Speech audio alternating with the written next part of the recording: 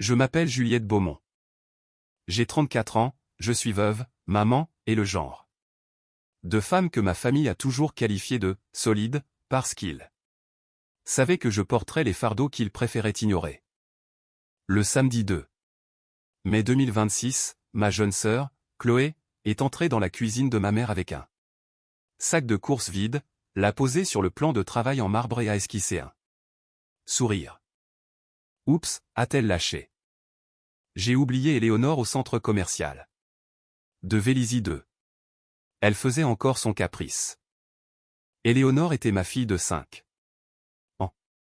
À cet instant précis, elle était seule au comptoir d'accueil du centre commercial, serrant contre elle un cadre photo en bois qu'elle avait choisi pour l'anniversaire de son arrière-grand-père, demandant à une inconnue si elle avait fait une bêtise. Ma mère a ri.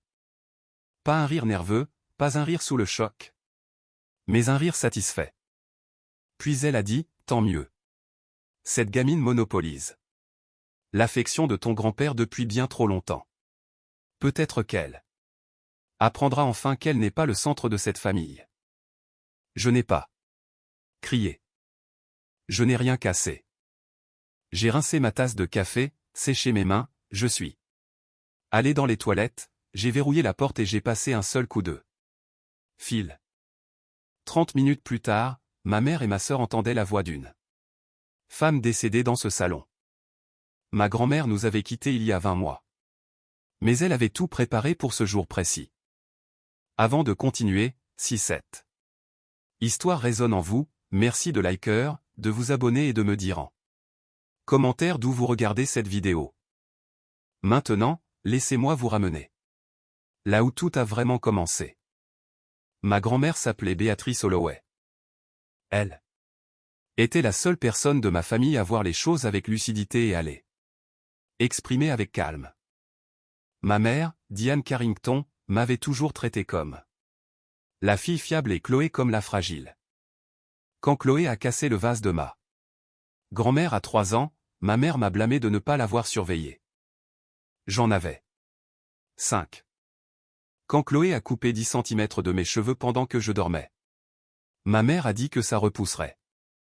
Quand Chloé a menti à l'école en disant que j'avais volé son cahier, ma mère l'a défendu avant même de m'adresser une seule question. C'était le fonctionnement de notre famille. Chloé cassait des choses.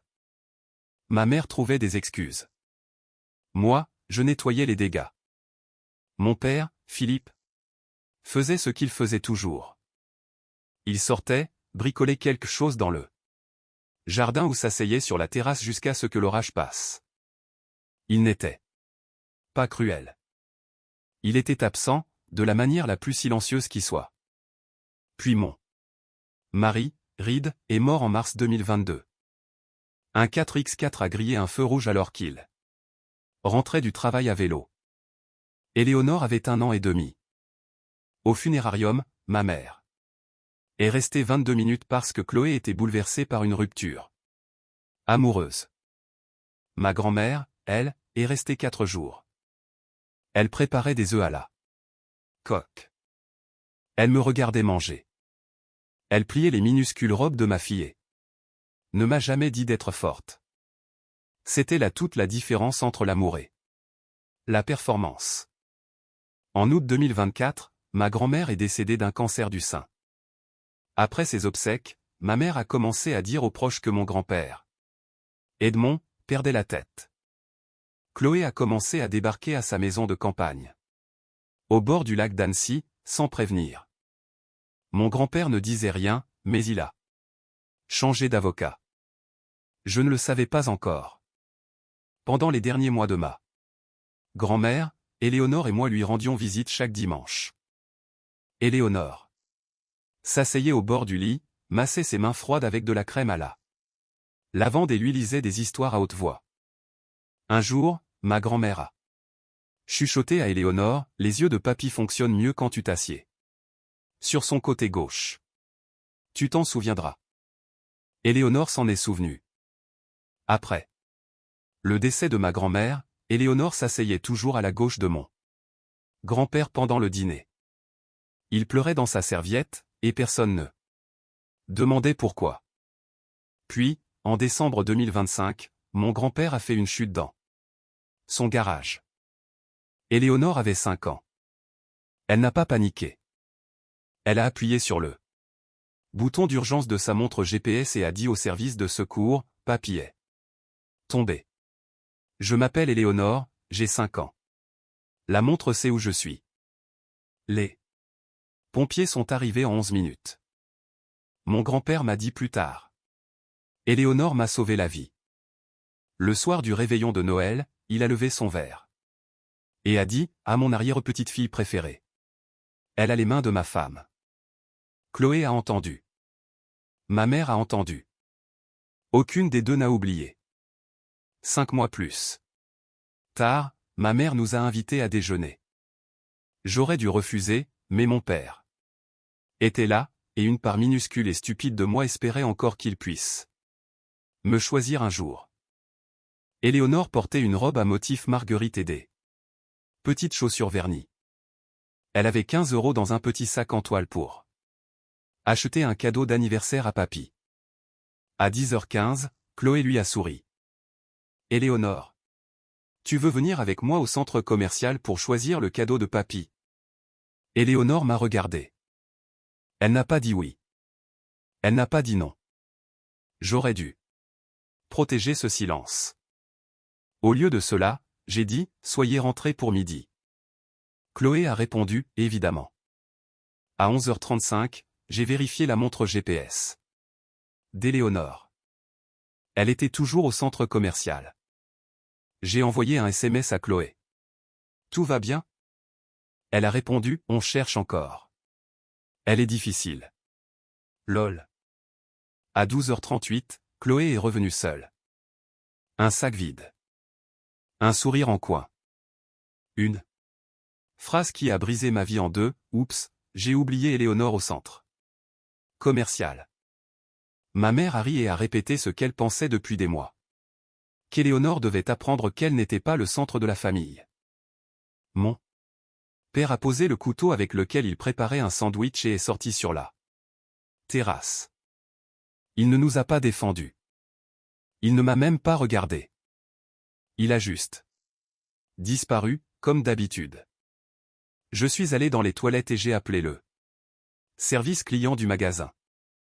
Je m'appelle Juliette Beaumont, ai-je dit. Ma fille de 5 ans, Éléonore Beaumont, est quelque part dans votre magasin. Sa tante l'a amenée ici et l'a laissée seule. Merci de confirmer qu'elle est en sécurité. 42 secondes plus tard, un agent de sécurité a pris la ligne, Madame Beaumont, votre fille est en sécurité. Elle est avec notre responsable à l'accueil. Nous avons déclenché le protocole de sécurité à 11h21. Mes jambes ne m'ont pas lâché. Mes mains ne tremblaient pas. Ensuite, j'ai appelé mon grand-père. Il a posé 3 questions, où est-elle? Est-elle en sécurité? Vas-tu la chercher? J'ai répondu aux 3.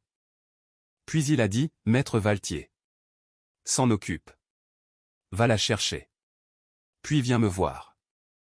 Maître Valtier était son avocat. Je ne savais pas encore qu'il attendait cet appel depuis près de 2 ans. Je suis revenu dans la cuisine. Ma sœur mangeait des raisins. Ma mère buvait son café. J'ai dit, ne me suivez pas. Ne m'appelez pas. Je vous contacterai quand je le déciderai. Chloé a levé les yeux au ciel, ne fait pas ta drama queen. Elle va bien. Je suis parti. Au magasin, Éléonore était assise sur une chaise en plastique, les jambes ballantes.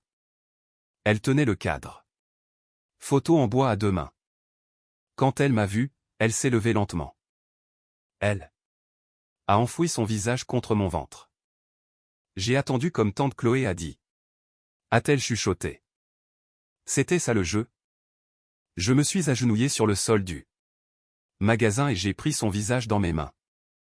Il n'y avait pas de jeu, mon ange. Ce n'était pas ta faute. Tu as tout fait correctement. Elle a regardé le cadre, papy veut toujours son cadeau. J'ai dit, papy veut te voir, toi. Il veut aussi le cadeau, mais ce n'est pas la même sorte d'envie. L'agent m'a remis le rapport. Éléonore était restée seule pendant 22 minutes avant qu'un employé ne la remarque. Les caméras de surveillance montraient l'Audi de ma mère partant à 10h58. Chloé n'était pas dans le magasin depuis près de 2 heures. Elle était allée dans un café. Elle avait laissé mon enfant seul puis était retournée chez ma mère pour savourer la réaction. C'était son erreur. À 13h42. Maître Valtier se tenait dans le salon de ma mère avec une mallette en cuiré. 2 téléphones. L'un était l'ancien iPhone de ma grand-mère. L'autre était un téléphone jetable dont personne ne soupçonnait l'existence. Maître Valtier a posé le téléphone jetable sur la table basse et a appuyé sur lecture. La voix de ma grand-mère a rempli la pièce. Elle était plus fragile que dans mes souvenirs. Mais c'était bien elle, Diane, Chloé, si vous entendez ceci, c'est que vous avez mis Éléonore en danger. J'ai vu ce comportement des années avant ma mort. J'ai dit à Edmond de se préparer. Les documents sont déjà signés. Ma sœur a commencé à pleurer. Ma mère ne bougeait pas. L'enregistrement continuait. Diane, je t'ai aimé. Je t'ai vu. Je t'ai toujours vu. Chloé, ma chérie, j'ai prié pour avoir tort. Ce n'était pas le cas. Il existe de l'aide pour la colère que tu portes en toi. Prends-la. Je ne peux plus te sauver. 38 secondes. C'est tout ce qu'il a fallu pour transformer l'atmosphère. Puis Maître Valtier a pris le second téléphone.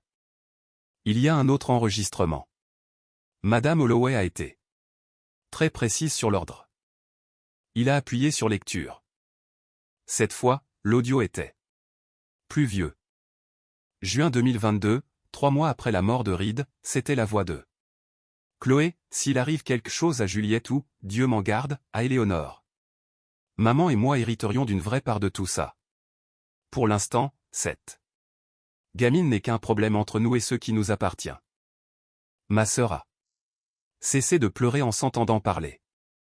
Ma mère a murmuré, Béatrice, maître Valtier a répondu, oui, madame. Cette nuit-là, j'ai conduit Éléonore chez mon grand-père au lac d'Annecy. Elle a dormi sur le canapé sous la couverture que ma grand-mère avait crochetée en 1991. Mon grand-père a servi 2 tasses de thé. Puis il en a versé une 3e pour la chaise vide. Il m'a raconté que ma grand-mère avait laissé 9 messages à Maître Valtier. Le premier lui disait de changer les serrures après ses obsèques. Le deuxième lui demandait de ne pas laisser ma mère l'envoyer en maison de retraite. Le troisième prédisait que ma mère oublierait de m'inviter pour Thanksgiving. Le quatrième le mettait en garde contre les demandes d'argent de Chloé. Le cinquième lui disait de passer une évaluation cognitive avant que Diane ne puisse prétendre qu'il perdait la tête. Il a obtenu 28 sur 30. Le sixième s'est déclenché quand Chloé a tenté de récupérer Éléonore à l'école sans autorisation. Et le 7e s'était déclenché ce jour-là. Ta grand-mère l'a vu avant moi, a-t-il dit. Je ne fais que terminer ce qu'elle a commencé. Pour la première fois depuis 20 mois, j'ai compris. Ma grand-mère ne m'avait pas abandonné. Elle avait simplement cessé de parler à voix haute. Le lundi matin, j'ai retiré Diane et Chloé de la liste des personnes autorisées à récupérer Éléonore à l'école. Je les ai retirés des contacts d'urgence chez le pédiatre. J'ai changé mes codes de porte, mon mot de passe Wi-Fi et le partage de localisation. Ma mère a reçu la notification immédiatement. Elle m'a envoyé « Es-tu fier de toi ?» J'ai préparé des crêpes pour Éléonore et je n'ai pas répondu. Le 9 mai, Maître Valtier a organisé une réunion à la Maison du Lac. Ma mère est venue avec un cardigan en cachemire et des lunettes de soleil. Chloé portait une robe noire, comme si elle assistait à son propre enterrement. Mon père est arrivé derrière elle, en costume mais sans cravate. Autour de la table, 4 chaises. Mon grand-père était assis. D'un côté. J'étais en face de lui. Diane et Chloé étaient assises aux extrémités. Mon père n'avait pas de chaise. En bout de table, la vieille place de ma grand-mère était libre. Sur le dossier reposait une photo d'elle encadrée, prise le jour de son mariage. Mon père a regardé Maître Valtier, où est ma place? Maître Valtier a répondu, Monsieur Carrington, votre beau-père dit que vous êtes libre de rester ou de partir. Il y a une chaise sur la terrasse. Mon père a retiré sa veste et est sorti. Pour une fois, quelqu'un avait mis un nom sur son absence. Puis Maître Valtier a ouvert la mallette. Il a étalé le rapport de police, les images du centre commercial, le ticket de café de Chloé. De 11h10, les vidéos de la sonnette connectée des voisins montrant l'audi 2. Retour chez ma mère avant midi, l'évaluation cognitive et la déclaration d'intention signée par ma grand-mère. Ma mère fixait les papiers. Maître Valtier a déclaré, Madame Carrington, Mademoiselle Carrington, Monsieur Holloway a modifié le testament. Chloé a levé les yeux, quel testament? Maître Valtier ne lui a pas répondu directement, les versements mensuels qui vous sont alloués seront réduits de 16,5% chaque mois pendant 6 mois. Après cela, ils seront supprimés. Le bail de l'appartement que votre père paie pour Chloé prendra fin. Elle a 90 jours pour quitter les lieux. Le visage de ma sœur s'est décomposé. Maître Valtier a poursuivi, le rôle de l'exécuteur testamentaire, précédemment assigné à Diane Carrington, a été réattribué. Juliette Beaumont en est désormais la titulaire. Ma mère a posé une main sur la table, papa, c'est trop. On ne peut pas parler sans avocat? Juste en famille? Mon grand-père a regardé la chaise vide de ma grand-mère. Diane? A-t-il dit, regarde la chaise. Ma mère a regardé, puis elle a pleuré. Pas pour Éléonore, pas pour moi. Pas pour ce que Chloé avait fait. Elle pleurait. Parce que sa mère l'avait vue avec une clarté totale et avait laissé des preuves derrière elle. Maître Valtier a passé à nouveau l'enregistrement de 2022. Chloé s'est levée au bout de 90 secondes et est partie dans le couloir. Éléonore, qui jouait tranquillement dans le salon, a levé les yeux et a dit « Salut, Tati ». Chloé n'a pas pu répondre. À 15h30, la réunion s'est terminée. À la porte, mon grand-père a dit « Votre mère vous a vues toutes les deux bien avant moi. Maître Valtier vous enverra le reste par courrier. » Ma mère est partie sans se retourner. Chloé a jeté un dernier regard au cadre photo en bois qu'Éléonore avait acheté. Puis elle est montée dans la voiture. Mon père n'est pas parti avec elle. Il est resté sur la terrasse pendant 10 minutes, puis a appelé un VTC pour rentrer à Lyon. Ce soir-là, il m'a envoyé un seul SMS, « Je ne retournerai pas chez ta mère ce soir. » Je n'ai pas répondu. Une semaine plus tard, j'ai trouvé une enveloppe dans ma boîte aux lettres. Mon père y avait écrit mon nom. À l'intérieur, 4 lignes, Juliette, j'aurais dû dire quelque chose il y a des années. Je n'attends pas de pardon. J'ai vu ce qui se passait. Je ne savais juste pas comment intervenir. Je suis désolé, papa. J'ai lu 2 fois et j'ai rangé le mot dans le tiroir avec les lettres de ma grand-mère. Toutes les excuses ne méritent pas un accès immédiat. Quelques jours plus tard, Chloé a posté une photo devant un cabinet de psychologue. Elle y est allée 3 fois, a arrêté, a recommencé, puis a arrêté à nouveau.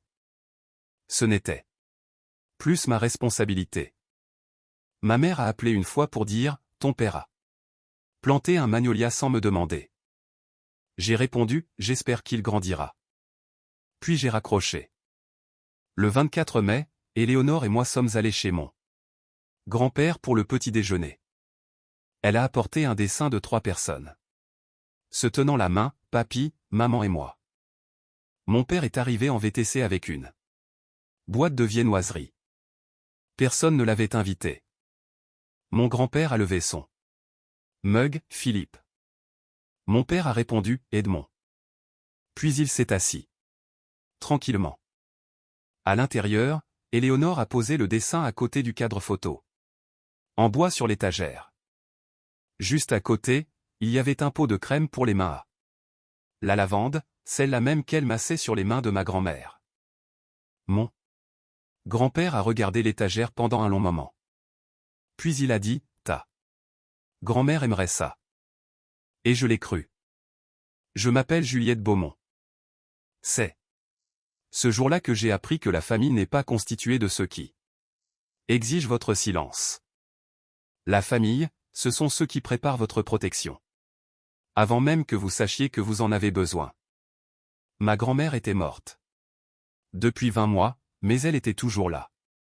Ma sœur a laissé ma fille au centre commercial pour lui donner une leçon. Au lieu de cela, c'est elle qui m'en a donné une. Les gens qui abandonnent votre enfant ne peuvent pas appeler cela une erreur. Les gens qui rient de la cruauté ne peuvent pas se dire de votre famille. Et les gens qui disparaissent de la pièce ne peuvent pas prétendre qu'ils étaient neutres. Le silence n'est pas la paix. C'est seulement la vérité. Différée.